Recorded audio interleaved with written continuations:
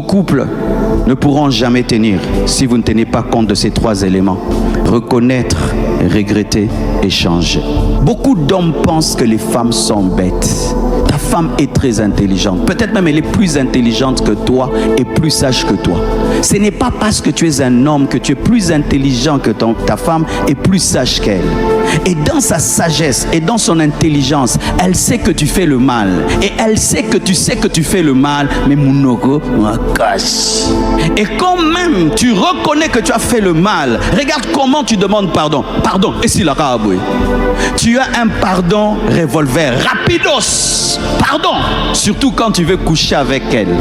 Tu demandes vite pardon pour avoir ta femme. Ta femme n'est pas une prostituée. Ta femme est une reine. Certains Africains, nous pensons que parce que tu as doté la femme, quelle est ta chose? Tu lui as fait le mal. Et tu sens qu'elle a mal dans son cœur. Elle est triste pour le mal que tu lui as fait. Tu ne regrettes même pas, mais tu as besoin d'elle physiquement. Et comme c'est ta femme, elle doit se donner à toi. Non, ça ne se passe pas comme ça. Ce n'est pas ta chose, c'est une personne. La dot n'est pas un achat, la dot est un symbole. Même si tu l'as dotée, si tu lui as fait mal et elle ne veut pas se donner à toi, c'est son corps. Je sais qu'aujourd'hui j'aurai des problèmes. Je m'en fous. Alléluia. J'ai dit la vérité. C'est son corps. Tu dois collaborer avec la volonté pour avoir le corps. Si la volonté n'est pas d'accord, tu ne peux pas prendre le corps. C'est du viol dans le mariage.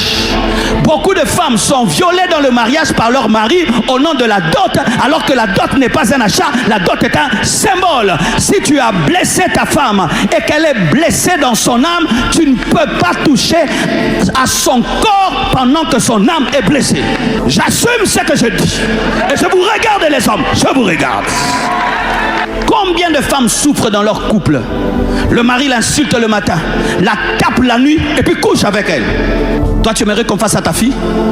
Tu aimerais qu'on fasse à ta fille? Tu aimerais donner à un tel homme ta fille?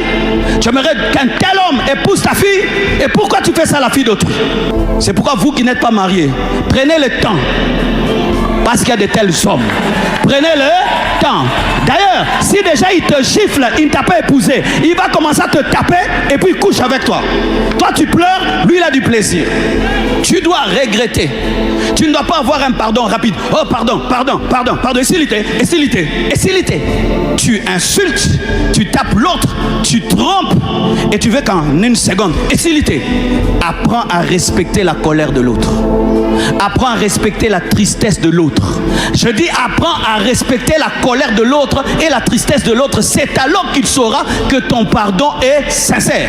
Parce que quelqu'un qui est sincère comprend que tu sois en colère. C'est pourquoi David comprenait la colère de Dieu et s'était même préparé au châtiment. C'est comme ça que Dieu l'a pardonné, parce que lui-même s'était préparé à être châtié, parce qu'il savait qu'il avait fait le mal. Il a commis l'adultère et le meurtre.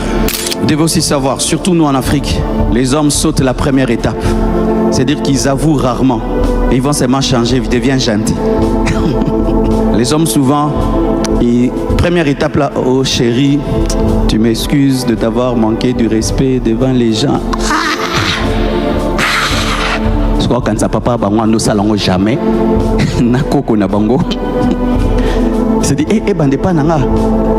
Bakabamba batou, bakabamba bazaboyete jamais. Qu'est-ce qu'ils font souvent ces hommes? Ceux qui deviennent seulement gentils. Le matin il est gentil, te donne des cadeaux, il te propose d'aller au restaurant. Maman, ne sois pas dur, pardonne. Il a demandé pardon, mais n'enga pas congolais.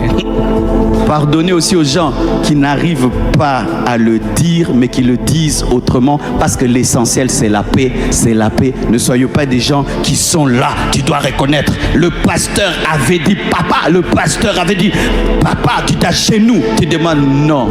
Parce que la Bible dit que la mesure que tu utilises pour juger l'autre sera utilisée contre toi. Si avec ton mari tu es très exigeant, lui aussi sera exigeant avec toi. Si toi, quand l'autre fait le mal, tu deviens comme un juge qui le suit en toutes choses, lui aussi le sera avec toi. Parce que ce que nous sémons, nous le récoltons. Ce passage met en lumière. Sœur, vous qui êtes fiancés, lorsque tu es fiancé à un homme qui reconnaît difficilement ses erreurs, ne l'épouse pas. Mes filles, n'épousez pas de tels hommes. Kobala mobala munoko makasite okonyo kwama okobandoko swana en français. N'épouse jamais un homme qui reconnaît difficilement ses erreurs dans les fiançailles. Il sera davantage mauvais dans le mariage.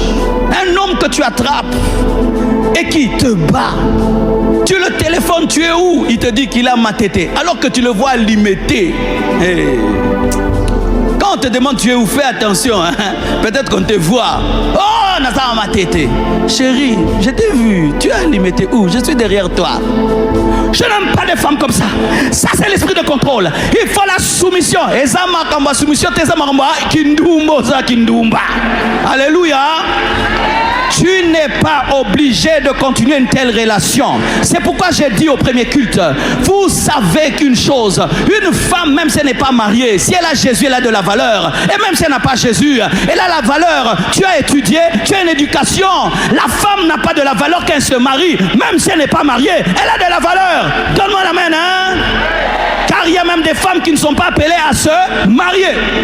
Je sais que là, j'ai dérangé l'Africain, mais j'aimerais vous dire la vérité. Ta valeur n'est pas d'abord dans le mariage. Ta valeur est en Dieu. Ta valeur est dans ton potentiel. Tu as étudié, tu es intelligente, tu sers Dieu, tu as l'onction, tu prêches, tu enseignes.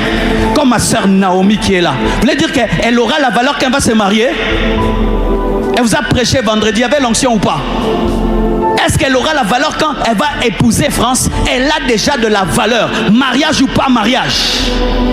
Si c'est le mariage qui vous donne la valeur, alors si ton mari meurt, tu n'as plus de valeur? Investissez dans les études de vos filles. Faites étudier vos filles. Élevez vos filles. Encadrez vos filles. Honorez vos filles. Arrête de mépriser ta fille parce qu'elle n'est pas mariée. Des mamans, vous poussez vos filles à épouser n'importe qui en dérangeant vos filles. Chère maman, ta fille peut épouser un voyou parce que tu n'as pas la sagesse.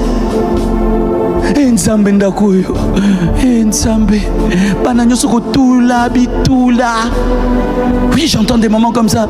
Jésus, je t'ai fait quoi? Bitoula na bitoula nzambe. Mais tu appelles ta fille Bitoula, elle est première de la classe. Tu appelles ta fille Bitoula, elle est sage. Tu appelles ta fille Bitoula, elle est disciplinée. Tu appelles ta fille Bitoula, elle n'a pas de vie de péché. Elle t'honore, elle te respecte. Maman, tu es en train de la pousser à prendre n'importe qui.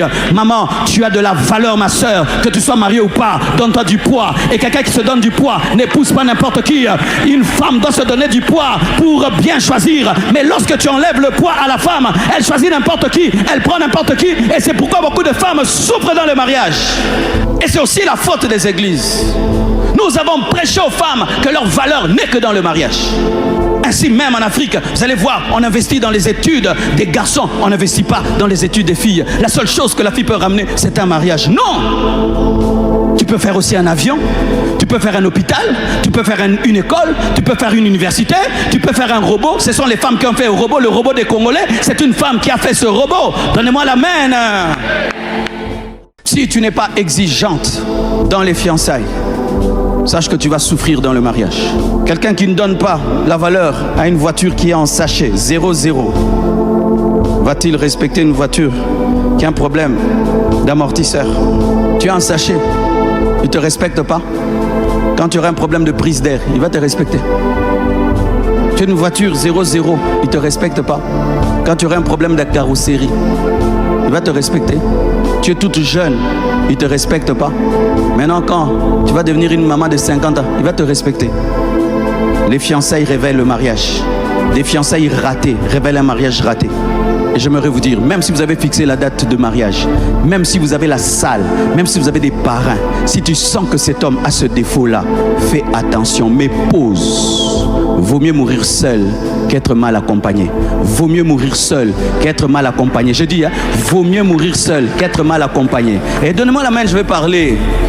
Le problème aujourd'hui, c'est que les mariages sont mis sur Instagram, sur Facebook et sur les réseaux sociaux. Et maintenant, c'est devenu une compétition. Les gens ne se marient plus parce qu'ils ont trouvé l'amour, mais se marient pour prouver avoir des lol et des likes et des abonnés. Ok, tu auras les lol, tu auras les abonnés, tu auras les commentaires. Mais est-ce que ce sont les commentaires qui vont vivre avec toi et qui vont supporter ce caractère-là? Vous pouvez avoir un mariage en rose, en bleu, en jaune, au bord de l'eau, au bord de la plage, et après tu souffres. Vaut mieux un petit mariage dans l'église là, 2 ou 3 personnes, mais il t'aime, il est sérieux, c'est un responsable, même s'il n'y a pas eu de belles photos, même s'il n'y a pas eu de caméra, mais tu es heureuse. Nous connaissons beaucoup de nos mamans qui se sont mariées, autant il n'y avait pas les réseaux sociaux, 30 ans de mariage, 40 ans de mariage, 50 ans de mariage, aujourd'hui des divorces et des divorces. Pourquoi? Vous vous mariez pour faire le buzz, vous mariez pour les photos, vous pensez plus à la fête mais pas à la vie. Vous pensez plus aux vêtements, mais pas au caractère. Vous pensez plus à la voiture, mais pas à la plénitude de l'esprit. Vous pensez plus aux filles d'honneur, mais pas à une vraie relation. Faites attention, chères femmes. Et j'aimerais vous dire que vous avez de la valeur. Tu n'as pas à battre un record. Tu n'es pas en course avec quelqu'un. Chacun sa vie, chacun sa destinée. Certains vont se marier à l'âge de 25 ans, d'autres à 30 ans, d'autres à 40 ans, 50 ans, pourvu de trouver l'homme que Dieu t'a choisi. Et l'homme que Dieu te donne va te respecter, va t'honorer et ne va pas se déranger de reconnaître ses erreurs. Un homme grand reconnaît ses erreurs. Un homme grand reconnaît ses erreurs. Un homme grand descend pour faire monter. Jésus est descendu pour faire monter l'église. L'homme a péché, c'est Dieu qui est allé chercher l'homme. L'homme n'a pas cherché Dieu, c'est Dieu qui est allé. Qui est plus grand? Celui qui cherche ou celui qui est trouvé? C'est celui qui cherche. C'est celui qui résout le problème et qui amène la paix qui est le plus grand. Comment tu peux reconnaître un grand homme? Lorsqu'il y a des problèmes entre vous, il brise la glace pour imposer la paix. C'est un grand homme. Mais un homme qui boude comme un bébé.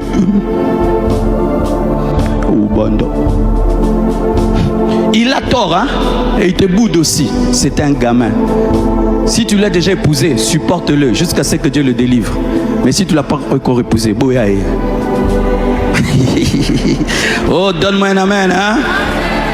Dans ce passage, l'orateur va encore plus loin en mettant l'accent sur un principe.